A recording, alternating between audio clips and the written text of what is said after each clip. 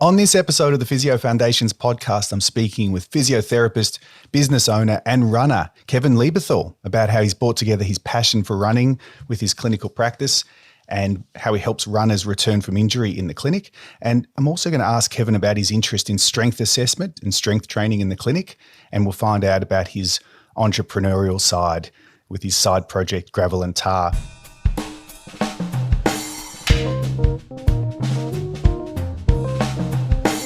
Welcome back to the Physio Foundations podcast, where we talk about the knowledge and skills that provide the foundation of expert clinical practice. So on this week's episode, I'm talking to physiotherapist Kevin Lieberthal from Melbourne, Australia, about his career so far, and particularly how he's developed a special interest in helping people with running-related injuries. So Kevin's an experienced physiotherapist. He's a practice owner at Physio at Central Park in Melbourne, Australia, and as I've mentioned, he has a special interest in running and tendon injuries and strength assessment. And we're also joined in this conversation today by Susanna, co-hosting again. So Susanna and Kevin, welcome back to Physio Foundations. Thank you. Thanks for having me on. Excellent. Thanks for being here. I said welcome back to Physio Foundations. I guess I was talking to Susanna. Thanks. So how are you? Yeah, no, I'm very well. Great. So I've been hanging out to get you on the podcast for a while because you're an interesting guy. You've got a lot going on. Did I miss anything in my introduction? Is there anything else that you would add to that bio? No, you pretty much nailed it. Well, what about if you give us a little bit more detail, a bit of a summary of you and your interests and your career so far? Okay, so I started down the pathway of private practice. Early on in my career, I was an avid squash player, had enough of that, but threw myself and dived into a bit of triathlon, which developed because I used to do a heap of cycling as a side activity. And with my interest in biomechanics, I actually started pursuing initially bike setup. It just fascinated me how the body moved. But a bike crash in Mount Eliza pretty much stopped my passion for cycling because I just got pretty nervous on the road. And that's where running just evolved. And just that fascination with how the body moved. And as my own personal interest in running progressed, I really wanted to dive into more and more with regards to how we manage runners, because it was just certainly early on, just from an understanding perspective, I think there was certainly some big holes in my knowledge as well as what else was going around. So I just explored the topic more and more and more. And as that evolved, I started seeing more and more runners and then progressed into some research, had the absolute fortune of linking up with the likes of Jill Cook and down the track, Craig Purdom, who we're doing a bit of a research project with now as well, looking at calf function. And then really from those interests, started doing more running assessments, progressing into some strength testing within the clinic. I've had some fun building a custom Smith machine I can do a whole bunch of different strength tests using, a couple of force plates, and that's kind of evolved to me running a solo clinic here in Melbourne East. But by those avenues, I've kind of created this little network where whilst I am working independently, there's a great platform of clinicians, researchers around that I tap into to get some help with and their inputs as I work along. So that's really, I suppose, a bit of a short of it. Didn't know about the bike crash in Mount Eliza. Yeah, it's a dangerous place, Mount Eliza. It was actually not far from you guys. So it was a bit of a nasty incident, but I was very, very lucky in the sense that I didn't get too badly hurt. My bike was a complete write-off, but I just got scared on the road with cars, and it just wasn't fun anymore. So that's where I went from doing a bit of running to being convinced to do my first marathon. And I'll never forget crossing the finish line of my first marathon in 2006, and I just couldn't wait to do it again. So, which is probably not the emotion that a lot of people feel, but as soon as I crossed the line, it was just something that I can't put my finger on, but you had the bug. I just wanted to go again. Yeah. Well, that's something Susanna and I want to talk to you about, is your passion for running and and you mentioned strength assessment, and then it led to some clinical interests. Well, I sort of want to talk about how you developed yourself personally and how you've really melded those together with what you do in the clinic, because I think that's really important. You don't get to be 20 plus years into your career like you are and still be so passionate about it and have so much energy for it without liking it, without having something that you really like that you're bringing to work with you, right? Yeah, and it's that progression, and I think there's that element of wanting to know more and challenging yourself and I think there's that element of accepting what you do know, what you don't know, and what you still want to know, and continually refining things and challenging the way you do things, and even questioning the way you do things. Sometimes you got to be careful that you don't question it too much, because then there's that element of doubting, well, what's the best way to go with? And I think the running population, and certainly working with runners, it's a really cool population to deal with, because everyone has their own journey, their own story, what running means to them, and it's a really nice population to have, I suppose, to have evolved to working with. Whilst you still work with, and I must say, I tend to work with generally active people who are motivated and want to get back to doing things, but the running side of things is really interesting, and it's even in itself very much an evolving industry where there's different training concepts, different coaching concepts, footwear. I mean, I don't know about you guys, but I have a footwear problem where I love testing and trying the new stuff, and there's some phenomenal products hitting the market, which years ago there just wasn't the same I suppose performance type shoes and options out there, which kind of adds to that excitement as to what you can play around with to help people succeed and get going with what they want to do, particularly from a running perspective. So, that's, I suppose, that aspect that I found. And then the other cool thing is, and this is the one thing, it's interesting because it's the one thing I, on a personal note, probably came across this later in my career, but I would always encourage people to look at that aspect of,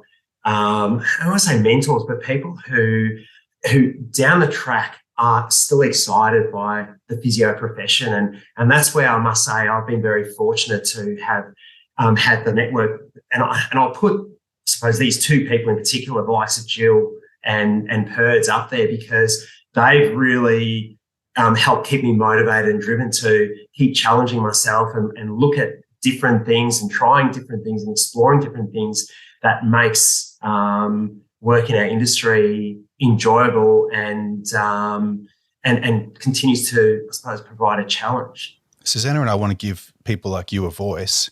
You've already got a voice, but more of a voice through this podcast for messages like that, because I fear sometimes that the younger clinicians and the students are exposed to some less, what's a good word for it? Enthusiastic? Less enthusiastic reflections on the state of the profession, perhaps. There. And I don't think that's fair. It's a very broad profession, and there's so many people doing amazing things in there, and they don't necessarily spend all their time on social media and have a podcast as well. So I just want to put these positive messages out. So that was a really nice one. I think the other thing is look, I'm sitting here and just listening to what you've just said. There's not a lot of you out there in terms of, I mean, just on the weekend, I had a lady. Yes, she was a runner. She's seeing quite a few professionals for her injuries. Was sent to me. So I end up always seeing people that have seen lots and lots of people, and then they come to me. And the biggest thing that I always get back in terms of feedback is you really understand my problem. And no one's ever explained it to me like that. And I think it's what you've just said is you're not just looking at the running injury as in, okay, you're a runner, here's the injury. What you're talking about is how important is it to them? And running is so different, like that you've got your different distances. And like you're saying, the footwear's different. And the other thing that I liked what you said was, what does it mean to them? And that's where the thing comes in. We talk about running identity, and I don't think a lot of people understand the identity associated with running. And for some people, running is about trying to run a fast marathon. For others, it's about running park run every week. For others, it's about just meeting up with their mates, going for a run and having a coffee. There's people often sometimes look at that element of the lonely runner who's always by themselves. Now, for some people, it's that time where they get clarity. And for me, I love. This morning, I got up early, went to the tan, went out for a run with some mates, had a coffee afterwards. But then there's other times where you just need to clear your mind, and running by yourself just allows that opportunity for you to do that. So there's the importance of what running means to a person really needs to be well considered. And to even just go, you know what, running's maybe not for you. You need to, I don't think some people maybe even really understand how important running is for some people. And just trying to throw that out is something people need to be very cautious and careful with. And it can be quite devastating for an individual to be told that, well, maybe they shouldn't run indefinitely. I mean, even telling someone that they shouldn't run for a period of time. I mean, I kind of have a box of tissues here when you tell someone, you know what, this is going to be, I mean, if you're dealing with a high, and this is probably the element with a runner, is just determining what's a high risk versus a low risk injury, which injury can they keep running with? Can they modify their training? Maybe they need to add something extra to their management, maybe pull things back a little bit. But then there's also those injuries where you have to stop, because if you keep going, and particularly some of the high risk bone stress injuries, you can have disastrous long-term consequences. And it's that element of educating to go, you know what, we've picked this up, we've got to manage it and then get on with it from a long-term perspective.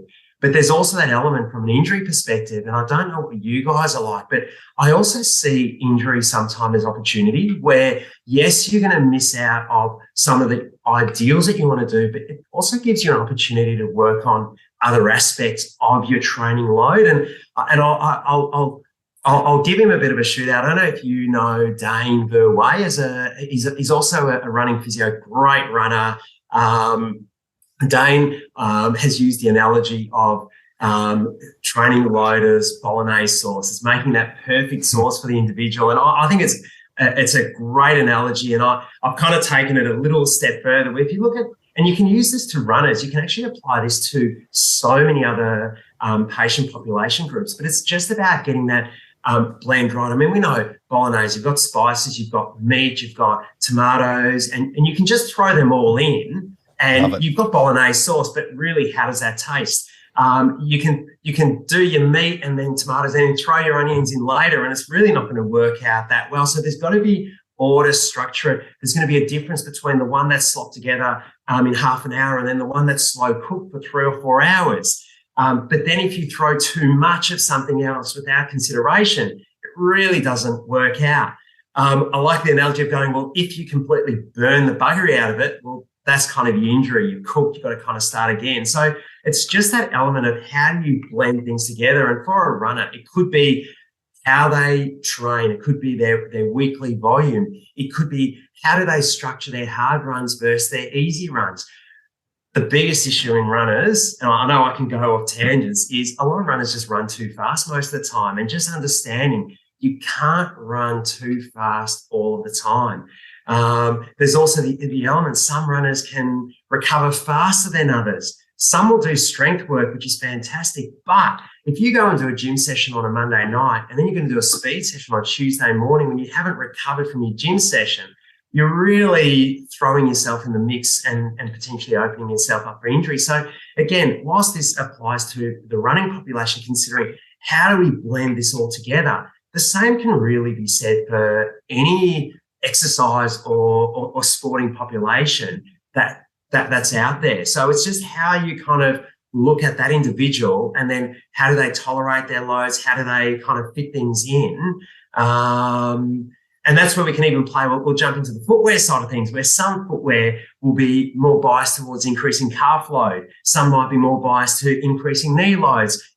Shoes don't just take load and it disappears. They do, whilst they can help in certain aspects from a load perspective, they can change it. So it's just getting your head around all those variations rather than just saying, oh, I heard this and then just throwing it in, because that's where I think a few mistakes have been made. And I've certainly seen it from runners where people have made assumptions without actually assessing or applying it to the individual. And then the individual's been given a specific recommendation, which just is not appropriate for that person at that particular time.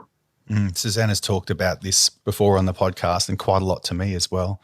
As you said, the concept of injuries being opportunities is really interesting. Yeah, and I think it is a frustrating point, especially when it takes away something that you want to do. And probably the hardest time an injury comes into play is just before a major event that you've been preparing for. And this is where it gets really complex. Of if you're planning on doing an overseas marathon or traveling, or you've put huge amounts of time, and it can be devastating for someone to have to pull the pin on an event, or not do an event, or not complete an event. But there's also the long-term game. And I've been in that position where I've been running a marathon, and I actually made a poor decision. It was just an unfortunate time where I'd gone on a family holiday a couple of weeks before a marathon and it was quite a different terrain that I was in whilst I was on holiday, and unfortunately irritated my Achilles, and it calmed down by race day. But unfortunately, from about 23, 24 Ks, it was just going downhill. And there's kind of that element you go, well, I know I can finish, but I know if I push through this, it's going to cook me for a very extended period of time. Or do you pull the pin and go, you know what? Not a great experience, but the long-term game is you want to get back to running, and running's such an important thing. Well, there's going to be more marathons. So why go and absolutely wreck yourself on that marathon and then suffer for longer, where, yes, it's short-term disappointment, but in the long term, you know you're making the right decision. And that's where sometimes how you negotiate and deal with manage that scenario with the patient. Sometimes it's easy, and sometimes it's pretty challenging.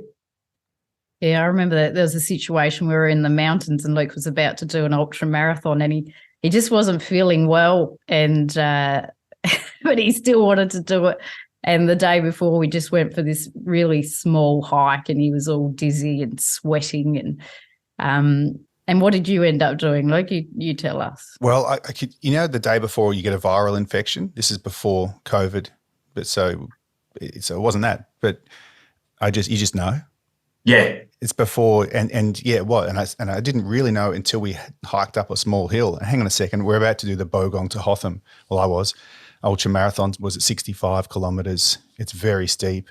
And I realised, I can't do it. And it was just that moment, I'm not going. Let's pull it straight out. And then it was such a good decision, because the next day the virus kicked in, and that's a really reliable way to injure yourself and endanger other people who are out there sweeping the course and give yourself heart problems, for example. Yeah, the long-term consequences, and it's a hard one to convince people to make that choice. But I don't know. The one thing that I'm a strong believer in is there's always that time if you're questioning yourself, or if someone's going, I'm not sure, you probably know the answer. And there's also that element of negotiating, convincing patients. And I'll back this in time and time again when I put my shoes on and I've started running, and you just go, I'm just not feeling good at the moment. And the number of times I've turned around and walked home 150, 200 metres down the road, and I go, you know what? If it's a morning run, I'll go again tonight when I get home from work, once the kids are in bed, and see how I feel. And more often than not, I'm absolutely fine. It just, whatever load I had subjected myself to, I just hadn't recovered adequately to go again. And I think that's the other art with getting runners and our patients to understand that there's elements with running. It's about be able to absorb the load, recover, and then go again. Absorb the load, recover again. And this can be day to day, week to week, month to month, year on year. And it's that long-term consistency that's absolute key. And just being able to string that together. And that's where with the virus it comes into play. If you back things off, there's that element of allowing your body to recover. But the other thing to be mindful of is the longer you're off, the more cautious you've got to be from a return. So if you take 1 or 2 days off just to kind of let whatever tissue settle down and you reload again, there's no real often need to have to back off for extended periods of time. But if you tip yourself over that edge, then all of a sudden it could be 4 to 6 weeks. And then it's a more gradual return to run. So it's all those being mindful of all those things when you're in that space from a running perspective, and also managing individuals with their injuries. As you're talking, I'm thinking about how this is coaching. And well, to be honest, yeah. So it's an interesting thing when you ask what has my business evolved to. So I think this is where, as physios, we actually have an amazing capacity to bridge that gap between the injured runner and giving them a return to run. And then there's that. So I look at it in really 3 phases. You've got return to run, return to train, and return to perform. And we've got to look at those very differently. Now, a lot of people training in running groups are in that performing front. There's very poor aspects of considering that return to train to be able to return to perform. So yes, we'll give someone a return to run. And so I will not put on my website a return to run platform, because it is going to be different for every single runner. And this is one of my challenges I have when you see return to run platform shared here and there. Oh, what's the best? There is no one way, because it can be dependent on the runner's history. It can be their running background, how long they've been injured, what injury they have, what tissue are we dealing with?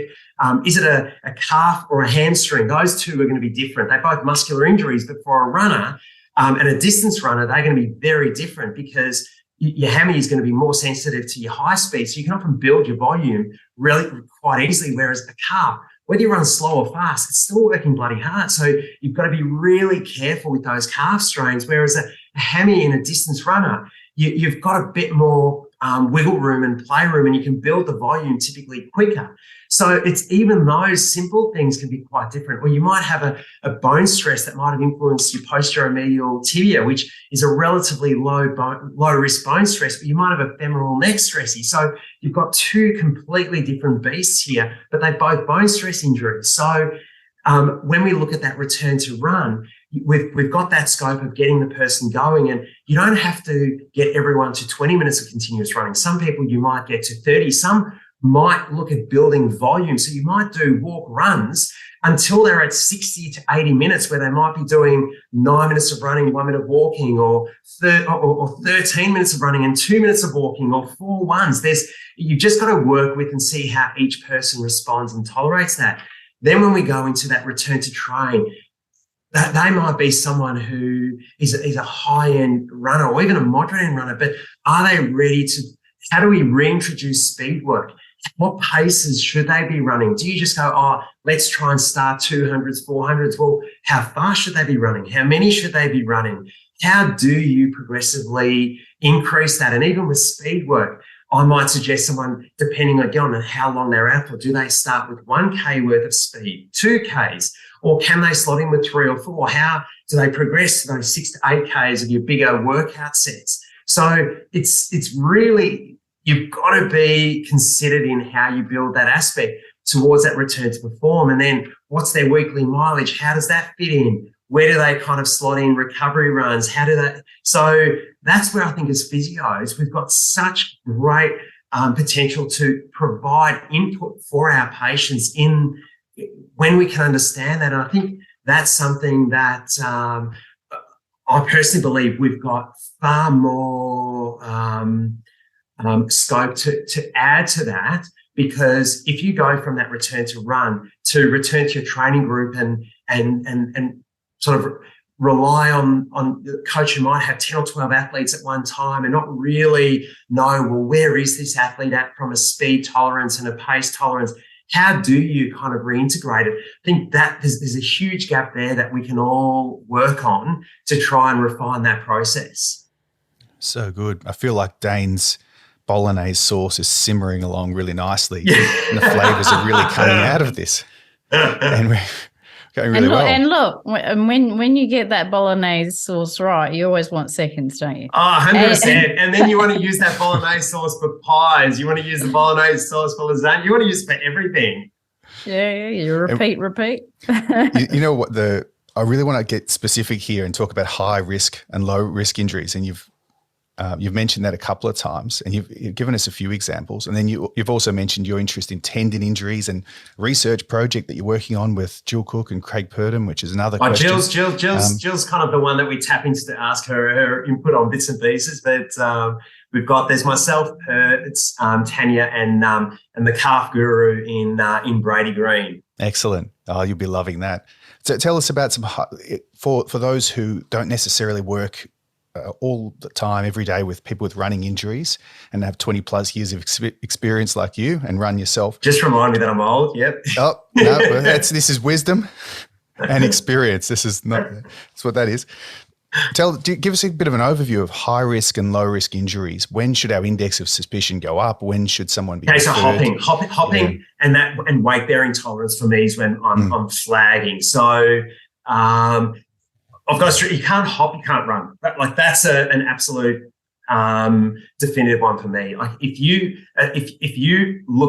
ask a patient, can you hop, and they kind of look at you going, I'm not so sure about that.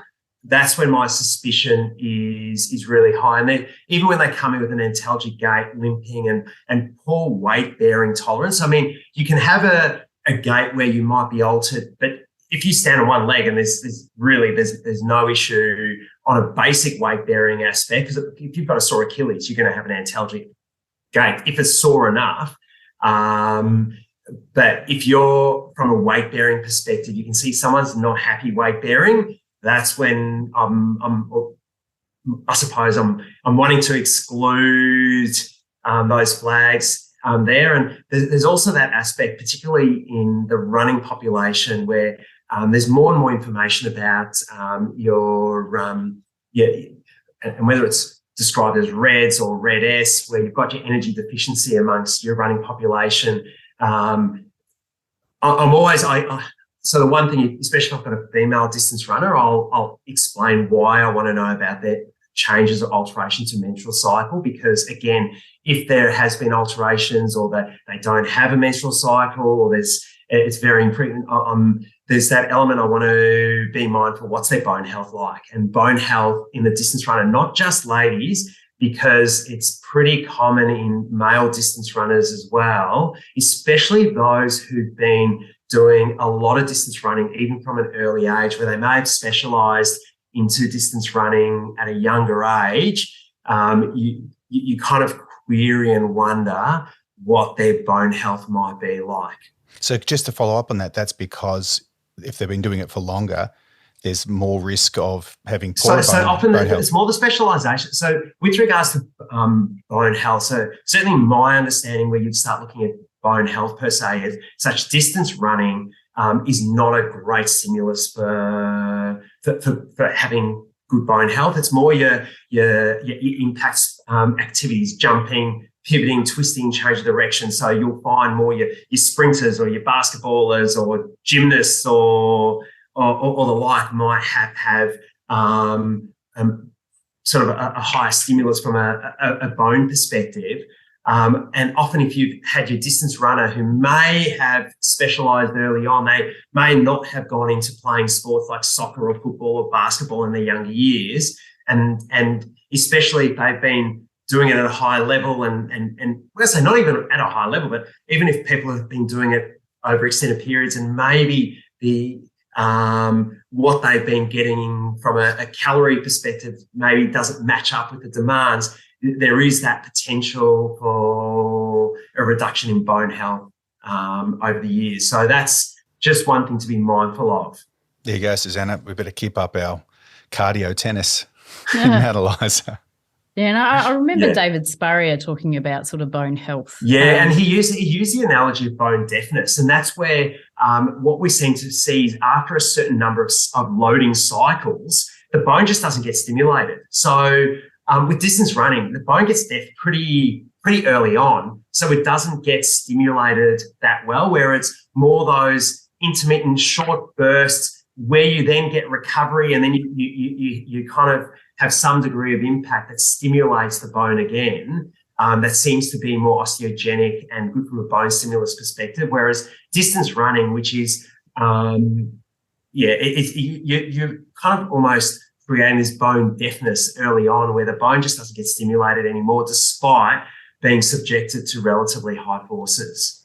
It's heard all the bass guitars and drums at high volume in the stadium, and it's become deaf in the same way you would if you were a rocker. It's kind of like you've gone out to a nightclub and you've had enough dancing, and the music is still going on in the background, but you're not really paying as much attention to the music anymore. Yeah, there you go. There's an analogy for everything. So then if you've got someone who fits that description and they are specializing and that's their thing, and there's many reasons why that's healthy, and there's lots of healthy things about running. Yes. How do you, your role as a sort of somewhere in between a coach and an educator and a therapist practitioner, so there's a lot of education you're doing. Yeah. How do you introduce to someone the concept that they might need to do a bit more impact? And because the challenging thing from a running perspective is because strength work, so getting into a gym can potentially be a stimulus as well. So there's kind of that fine line as to, and we're going to go back to our bolognese sauce, because if you start throwing in higher impacts with that running too much, then you don't want to create a new problem whilst they're already doing lots of running as well. So that's where potentially just introducing some strength work in the gym has that capacity to start adding that element in. You might have the scope of adding in just small jumps within their warm-up of their run, where you might get them doing a couple of sets of 10 jumps, and that maybe double leg jumps as a starter, just to start introducing a little bit of stimulus, because the last thing you want to do is start throwing high plyometric jump loads to someone who does huge volume of plyometrics, which running is a plyometric activity. So you just don't want to create a new problem by then throwing in too much of something else. It's kind of like going, well, maybe a bit of salt's going to make it tastes a little bit better, but hey, we're actually going to throw in a huge chunk of salt because, well, salt's good. So the more we throw in, the better it's going to be. And then you kind of have a bad effect on your bolognese sauce. So it's just about how you introduce that in little snippets, just to create a little bit of stimulus, which is going to be effective for the person as well, with minimal risk of creating anything else new from an injury perspective. And how, like you've spoken about the strengths a few times now. Yeah. And with me in the clinic, particularly, like if I know someone's already doing a lot of training, I've already got their schedule, and I've had it before where people have added in a strength training session, but on top of what they're already doing. So again, if they've never, there's probably two people we're dealing with. One is the person who's already been doing strength work, and then the person who's never done any strength work or hasn't done some for a while. So if you're going to start introducing some strength work, we know there's going to be that element of the words just metabolic stress. There's going to be more stress through the tissue, and there's going to be a fatigue element that we've got to be respectful and mindful of. So if one introduces strength work into a running program, existing program, and they're running regularly, I typically would go with twice a week. If they're injured and they're not running, well, you've actually got a bit more flexibility. You can probably do 3 sessions, and then as they start running, you drop it to 2, and probably just before an event, you drop it to 1, or in the weeks leading up to an event, you might drop it to 1, because you're just being mindful that the running load's cranked up. So maybe the gym work drops, or if they still do their 2 sessions, those 2 sessions are either shorter or there's less work within those 2 gym sessions. So again, we're playing around with the different things that make our bolognese sauce. Then with regards to introducing it to someone who's never done it, then something else has got to give from a running perspective short term. So you've got to go, well, what is a reasonable time frame to allow the body to adapt to introducing new strength work, where we might pull back the volume of the running a little bit, or maybe the speed work a little bit. But this is the other thing to consider, is when do they do the strength work? So I actually don't mind, and I'm actually very comfortable with someone doing strength work on a day they run just after the run. So ideally at least 3 hours. after the run, but you can do it. I mean, again, depending on how time poor someone is. But what I don't want you doing is a gym session before your run, or especially if you're new to running, within 24 hours, new to doing gym work within 24 hours of your next run. However, if you've been doing gym work consistently, you are running regularly, as long as the run is easy after a gym session, then that's okay. But what I wouldn't do is a hard or a long run session within 24 hours of a gym session. So for example, say you do a gym session on a Monday night, your next speed session could be maybe Tuesday night or Wednesday morning. Or if you're going to do your long run on a Saturday, don't do your gym session on a Friday. If you can only get into the gym on a Friday, maybe shift your long run to the Sunday. So it's just about how you play with those levers so that you get the stimulus and adequate recovery. And I don't mind someone being fatigued in the gym and not being able to push in the gym as much as they would ideally like to because they're tired from a run. What I don't want someone doing is doing a really solid, great strength session, but then struggling to recover from that and then impacting their running. So it just depends on the primary goal. That's what it is, because I can hear people listening to this and go, hang on, I've heard the opposite message from people who are pro strength and saying, well, hang on, be fresh for your strength training. And I think you've just nailed it in the last sentence. It depends what your goal is. Yeah. And can I just say, so I've worked with bodybuilders before, and they used to always talk about, you can tell who's not a bodybuilder because they don't have leg days, right? so those gym goers that just want to look good, so they often, they want those big biceps and the pecs, etc. What are your, let's say, top 3 exercises in the gym, like strength-wise, for runners? So it would be for runners, calf raises without a doubt. So seated calf raises, standing calf raises. So those two are ones that I love. I like going single leg leg strength. So things like Bulgarian split squats are fantastic. A leg press can be quite nice as well because you can control the weight fairly well if you haven't got great trunk stability. But there's the pros and the cons, because you can often push a load more easily with the leg press because stability is less of a concern. The ones, though, that I'm cautious with a leg press are those who maybe have got an unhappy hip joint. They're not going to like coming into too much hip flexion, or if you've got a bit of a grumbly PFJ, again, that PFJ can be worked really nicely with that if you restrict the range somewhat. So you can play around with the ranges of those exercises really nicely. I also like, if we're looking at a hamstring perspective, as long as there is no hemi-tendon issue, a deadlift can be a really nice exercise. Or you can then go into your more traditional hamstring curls or knee extensions, because at the end of the day, when you're going to the gym, and I'm a bit of a funny one on the term functional training. For me, functional training for running, there is only one functional training for running, and that is running. Squats are not more functional for running than a knee extension or a hamstring curl. Or they are squats, which are great from a multi-joint stimulus. But if you're looking good for bone density as well. Oh, it's great. So they are a great exercise, but to say they are better, they are just different exercises. And we don't need to rank them. No. And that's where, for me, you're looking at, well, which muscles do we need to really target from a running perspective? There's also great justification in going to the basic hip abduction machine to really target glute med, because if you go to you look at which muscles from a distance runner do we need to make sure are well conditioned.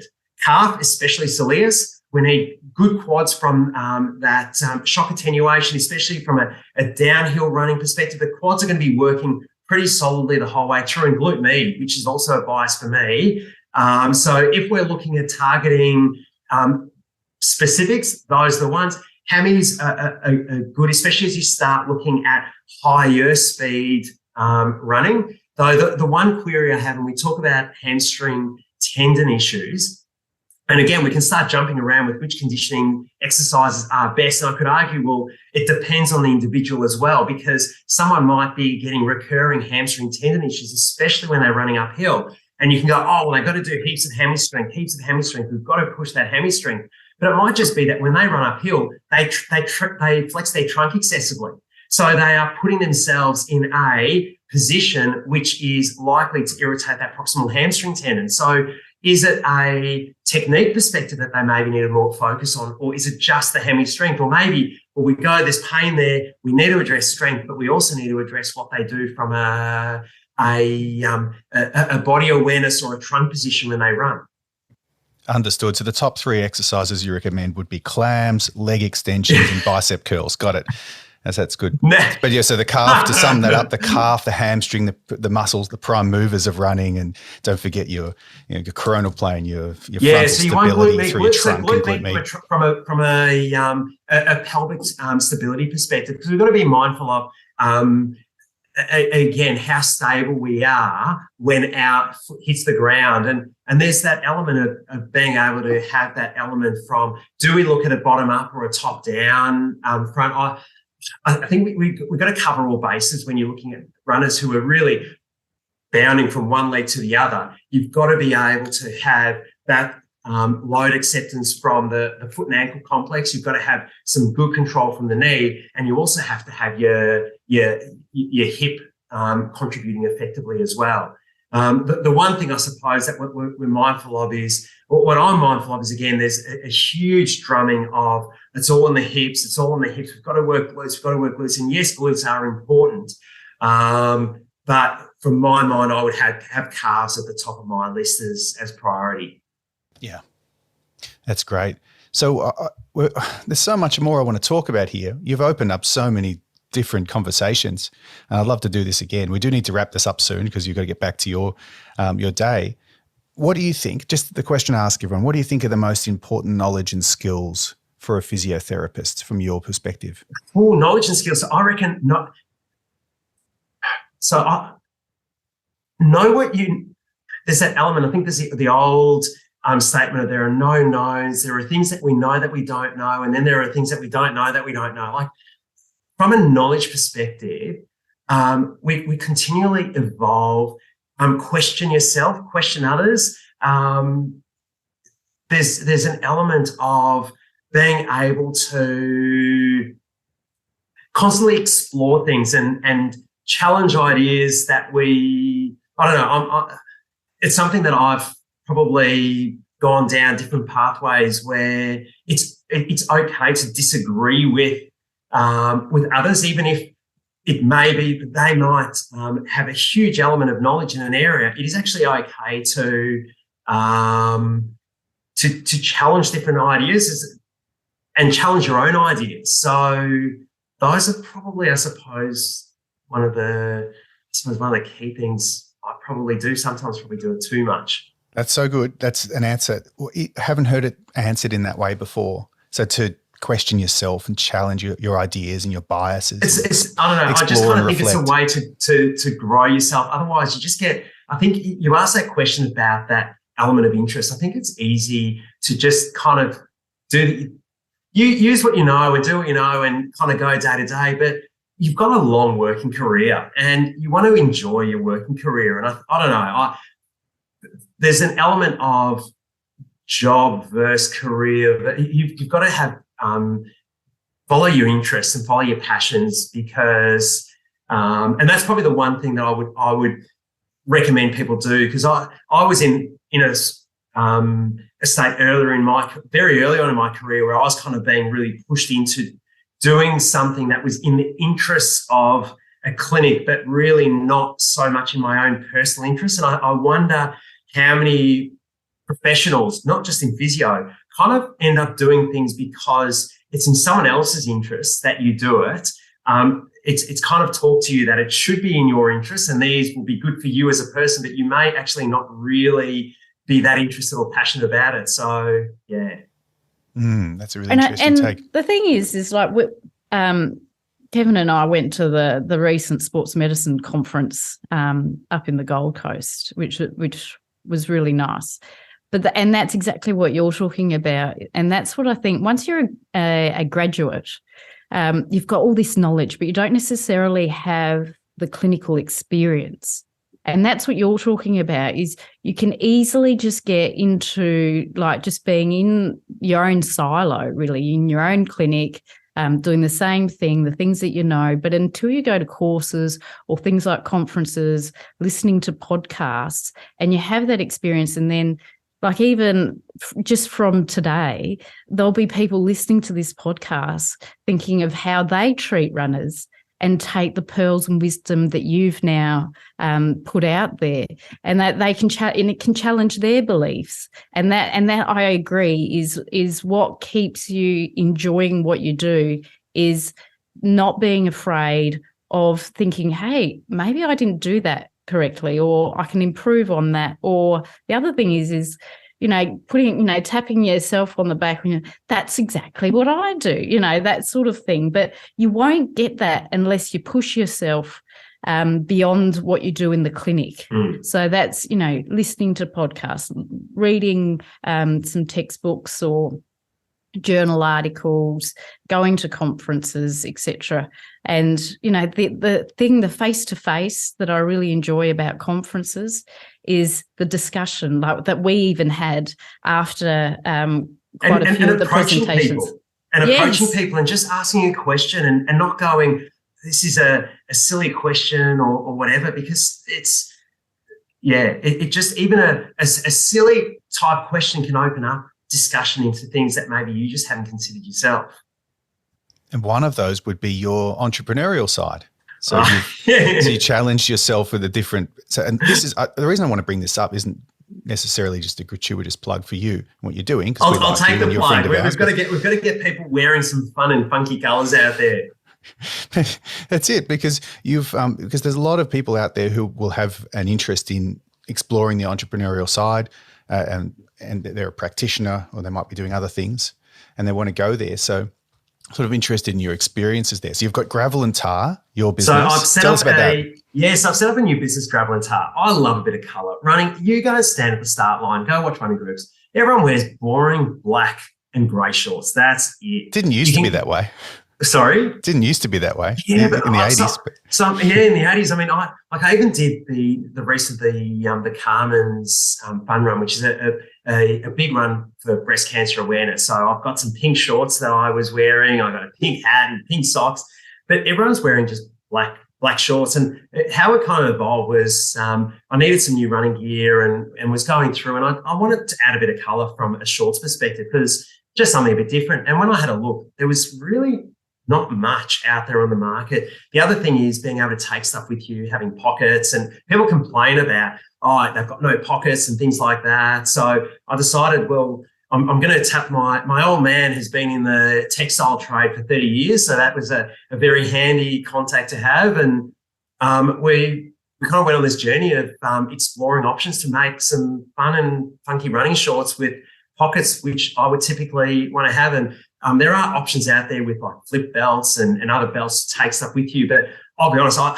kind of find it, I'll sometimes forget to pack it, or I find it a bit uncomfortable. So I've made some shorts which have heaps of pockets. You can take a phone with you. Some people do like a phone, some don't, but you can stick gels in your pockets and keys. If you want to go for a walk somewhere, you can chuck something in your pocket, use a zip. So it was just something that evolved through that avenue. And because I love my running, it's kind of evolved into this little business which I've named Gravel and Tar, which it really is a reflection of the surfaces that we run on. And I kind of like the little abbreviation of GNT, which again, it's all about fun. That's what the brand's about. And I'm hoping to see more and more people out there running. It was this morning, I ran with some mates I mentioned earlier, and they made a comment to me that they were running along the Capital City Trail here in Melbourne, and they ran past 4 blokes all wearing my shorts. So I was kind of there's that element where I know a group. There's a group that I do a bit of running with, and a whole bunch of them have bought some shorts, and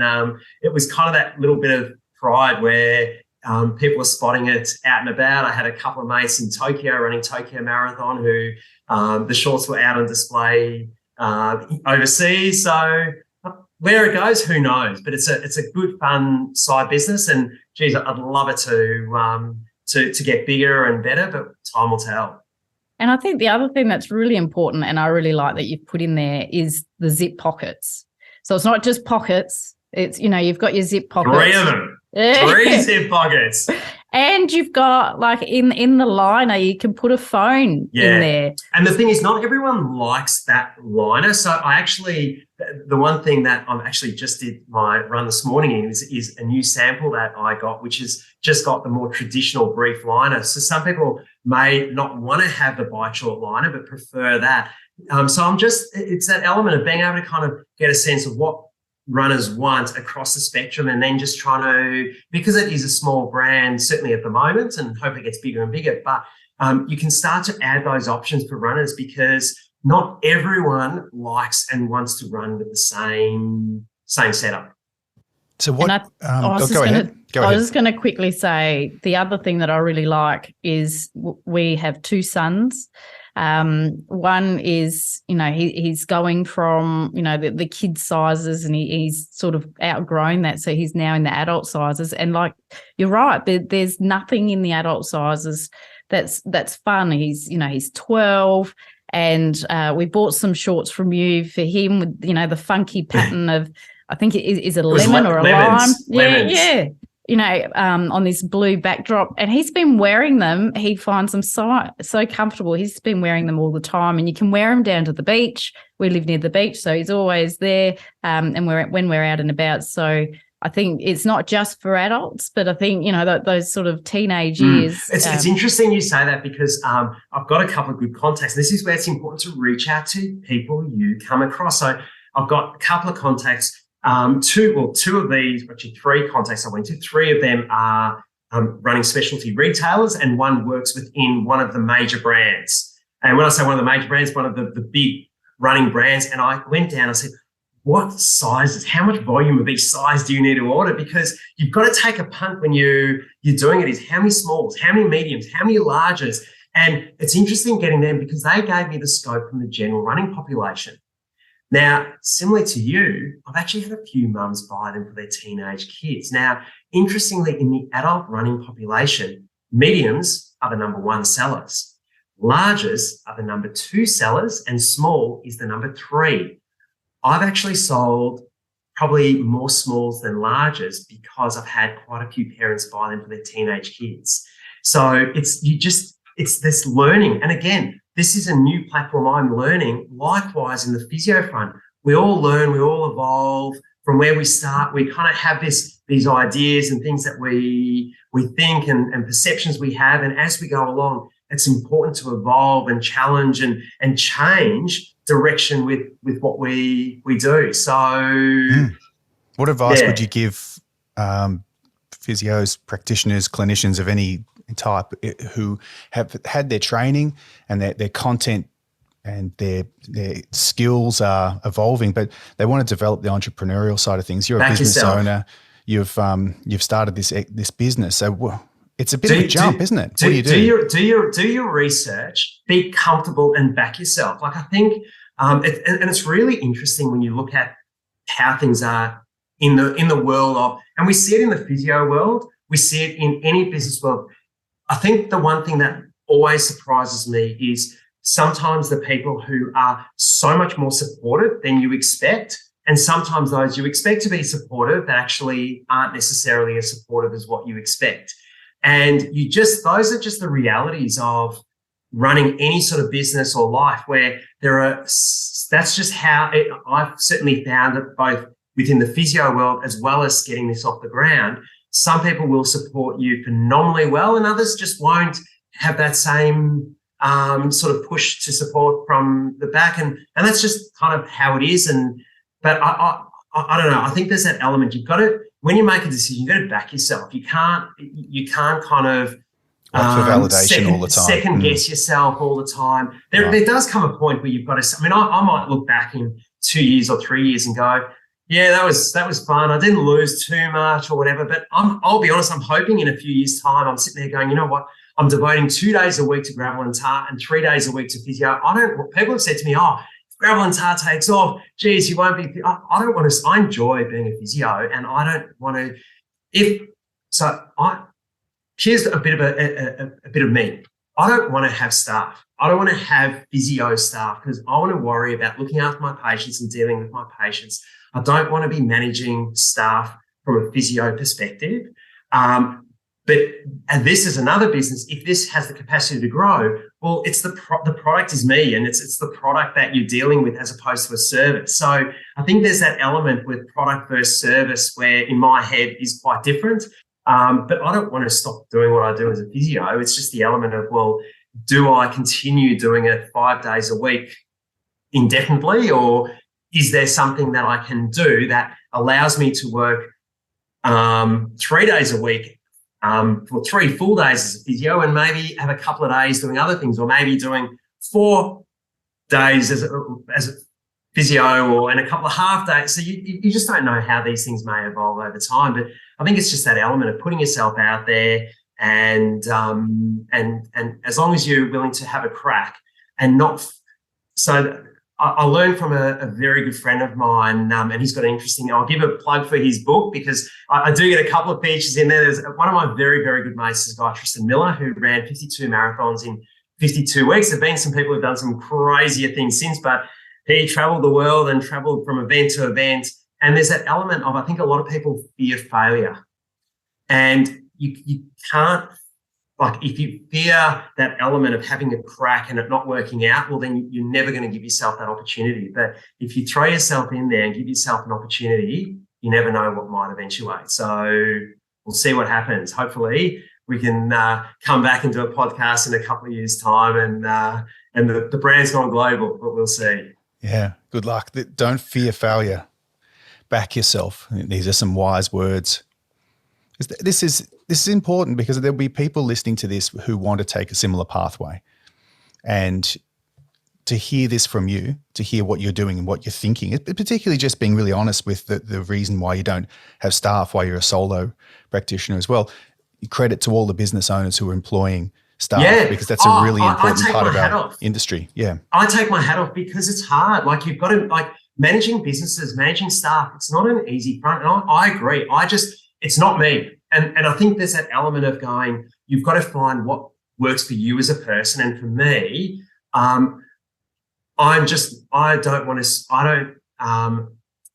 personal bias, I want to focus on the small business front and managing my patients, whereas other people really enjoy the challenges of the management side of things, and also that option of growing a business and having multiple practitioners and then multiple sites. And it's that business element, and this is, again, physio provides people with various platforms to go down. It's just not the platform that I have chosen for myself. We're so out of time, but I can't stop talking to you. It's really, really enjoyable. Sorry, I can't. Sometimes I can talk a bit too much. No, don't apologize. It's been a great conversation. There's so much in here, and I'll put the show notes together. So if you haven't seen the show notes, for listeners, you can go through and you can see the timestamps of all the interesting things the guests are saying. And there's a lot of interesting stuff in here. Quick final thoughts, Susanna or Kevin? I just think you're a brilliant example of someone who loves the profession, and loves treating patients. And, it's just so nice to hear that enthusiasm, because there's so many times, being 20 plus years in a profession, and you talk to, friends and colleagues, not necessarily just in physio, but they're getting to that point where they're really just thinking of retirement, they're thinking of finishing, all that sort of stuff, not really having that same enthusiasm that you have. And it's just refreshing. And it's just an example of, particularly for new grads, this is how you can be 20 years on in physiotherapy. And I think that's the best thing about physiotherapy in general, or a lot of professions, particularly in allied health, is there's so many different avenues. Find your niche and really stick to it. I mean, I was told really early on is, don't be one of those, practitioners that does everything. You do whiplash, you do low back pain, you do sporting injuries, because you're never going to be any good at one of those things. So if you can find your niche, and really expand on that. Not only will you get better in that area, but you'll also get those referrals. You really enjoy what you're doing because the list that you're looking at, you want to treat all those patients. You're looking forward to it.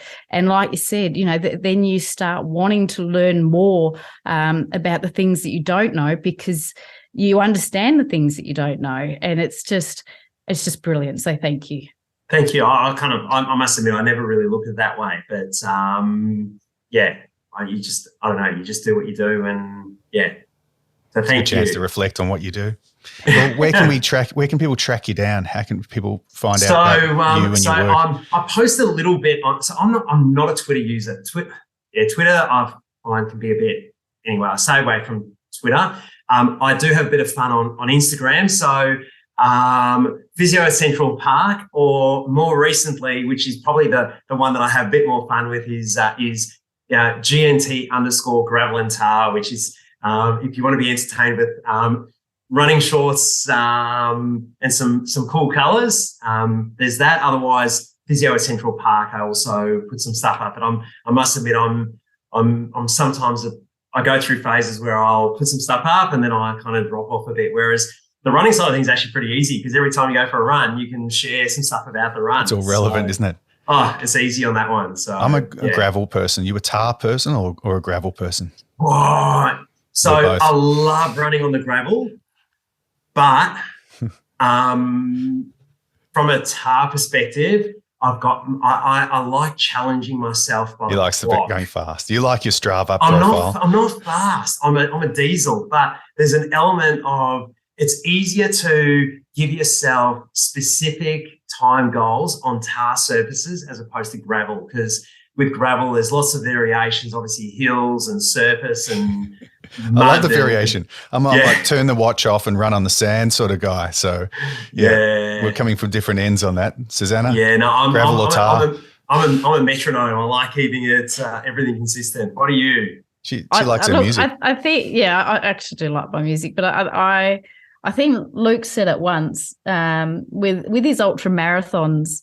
He said it's not about the ultra marathon; it's about where they do it. And often with the ultra marathons, they're in national parks, and it was really nice how Luke had put it. He said, if I was to walk those paths, there would be no way that I'd be doing like 100 kilometres of those paths, and I wouldn't be able to see the things that I see when I run. And so that's what I like to do as well. I like to just not look at the stopwatch all the time and just run. I mean, we're by the beach. If you look at my Strava, my times are terrible, but it's often because I stop and I just have a look at the scenery, and then I'll just walk a little bit and then I'll go back for a run. And I just feel good about getting out there. And I think that's what you said, Kevin, in terms of it's not just about fitness, but it's also about the mental health. And that's, having that sort of time out for yourself, that's what I enjoy. So, that's me. Cool. So good, guys. Let's wrap it up. Let's leave it there. But we need to do this again. Thanks for having me on. Our pleasure. Well, thanks everyone else for listening and joining us in the conversation. If you enjoyed the episode, please share it with a friend. Connect with us. You can find Kevin and all his details in the show notes. And you can find us at Periton Physio. You can find me at Luke Periton. And funnily enough, even though Susanna's PhD isn't conferred or finished yet, you can find Susanna at Dr. Zuzi. She's had that email and tag for many years. So she's just putting it out there that she's going to be a doctor one day. So until next time, this is Kevin, Susanna, and Luke wishing you all the very best with your studying, professional development, and lifelong learning.